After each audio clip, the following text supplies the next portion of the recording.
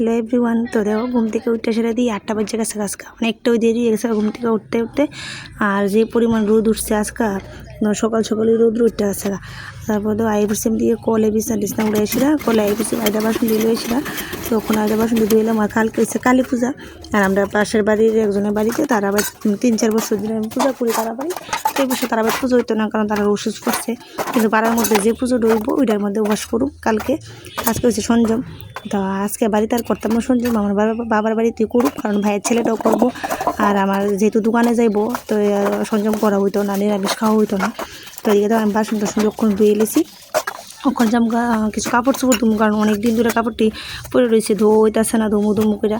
তো অনেকদিন 3-4 দিন জমছে কাপড়টি, তো না আজকে ভাবলাম যে না ধুয়ে দিই। আর পূজা পালের ভিতরে ঘরটা পরিষ্কার, কাপড় চোপড় ধোয়া টোয়া না থাকলে ভালো লাগে না। দেখো এবার দেখো আমি কাপড় টাপড় ধুয়ে লেতেছি, আর এদিকে একটা গান রয়েছে আমার মেয়ের প্যান্টের থেকে। তো আমার হাজব্যান্ডের শার্টের মধ্যে দাগ লেগে গেছে, একদম নতুন শার্ট আসলো কিন্তু এটা।